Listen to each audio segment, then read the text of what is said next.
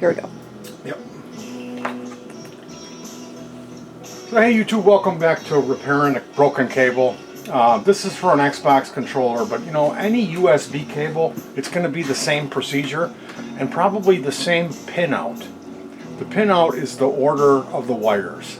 So in a USB, you have a main ground or a larger gauge black wire, a smaller black wire, and you have red, white, and green. So it's big black, black, red, white, and green. When I say big black, it's just a larger, slightly larger diameter. And usually they follow that same pinout or order of placement. So, oh, we lost a pad here. So, what I did here, another thing you're going to need is pens. I like using Sharpies a lot. I drew here, this image is supposed to represent these two circles here, and then the board, and then I put this order, big black, black, red, white, green, written down so I know once I remove them how to put them back in. And the other thing that I failed to mention in the video is a soldering iron. I've got a Weller here, and this is an aftermarket, it's a Hakko 60 watt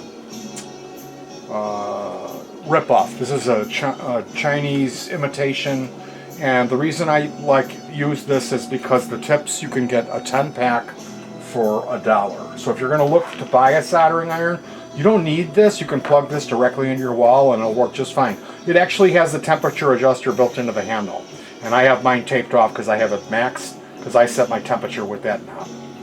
But really, do you need to be fiddling with that knob? I really never do. So now we're going to carefully examine the board and we're going to see where we need to remove this stuff. And is the solder really pain in the neck solder, or is it okay to work with? And it looks like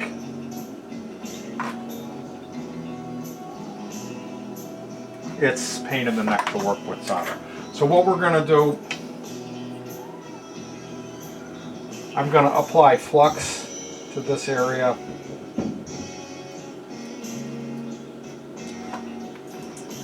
And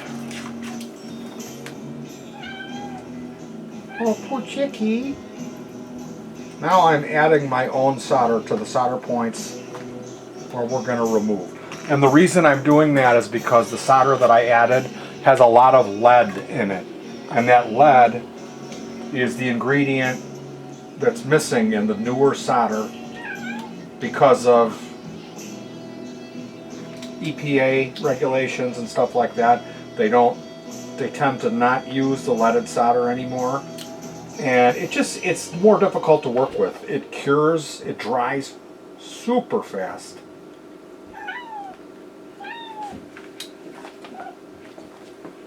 Yes, Kita. Now I'm having a hard time with the last two wires are like they don't want to come. So again, some of this is going to be not as entertaining footage. But I can't really rush it either. Okay. There was actually 3 wires. Now we're down to 2. Now we're down to 1. And what we're going to do, okay, so we've removed that wire. The next step is to start disassembling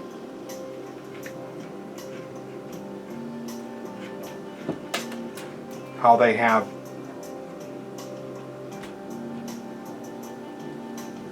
the wire running. And again, I might not be able to do this. It looks like it's really tight to run this through, so I'm probably going to skip that. I just don't want to fiddle with it. So here we go, removing the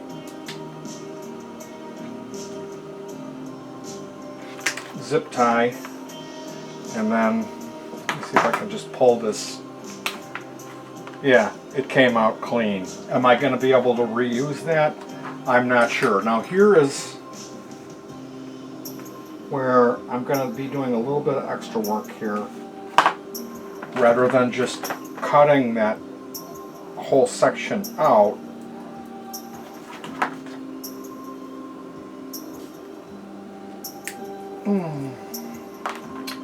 We can take a look here and see. Can we find? I think I've got a hunch that it's this green wire that's the culprit. Now I could be completely wrong. This cable could be broken at the other end. It could be broken here. But then there's another chance something's happened to this cable in the middle of it somewhere, which is why I'm like using my fingers and pulling it through to feel. Is there any place where you can feel a kink? And I can't. So I've went considerably kind of far here, and I haven't really run into anything that I can see.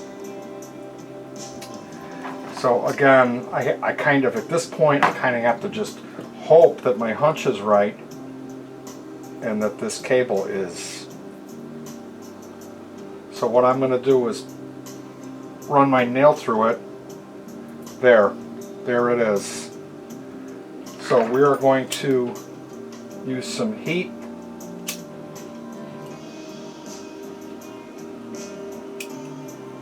and strip this wire all the way back to C.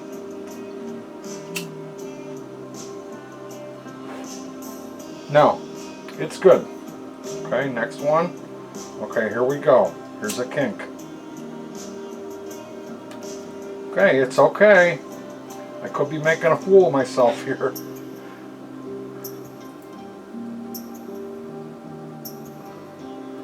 Let's see. I don't even feel a kink on this white wire.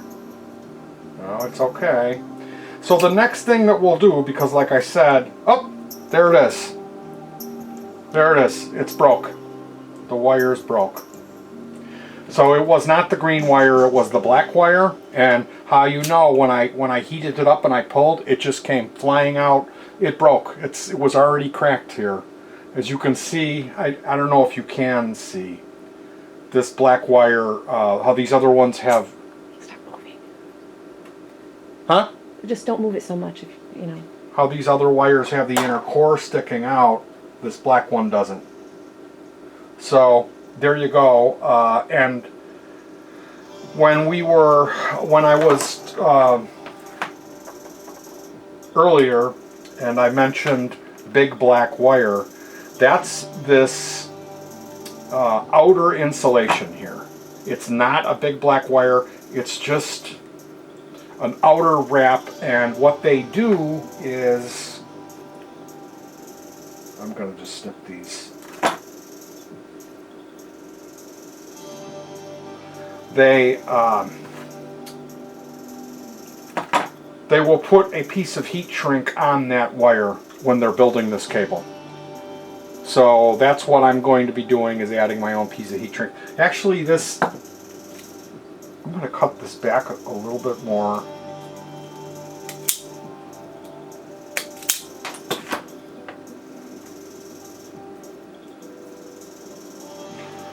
And as far as how long to make this, I'm kind of clueless, because the original layout included that space for the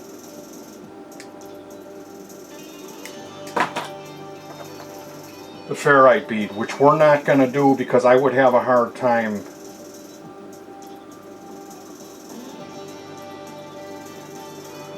feeding this through itself. No, maybe not. Why don't I be a man and try to do this?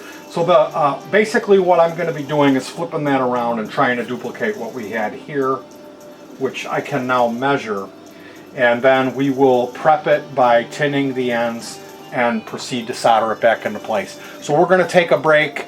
I'm going to fiddle with this. Like I said, I've got this bit of end cut off here, so I need to duplicate this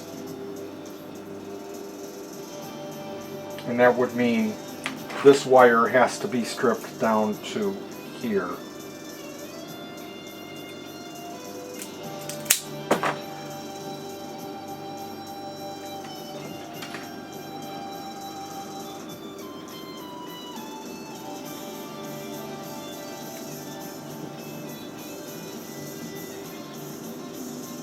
Alright, so I'm going to go ahead and cut this while I fiddle and get this wire prepped, because it's not going to be much fun. I just got a little overzealous and cut some of the main black ground. How do you like that? Alright, I'll see you guys in part 3.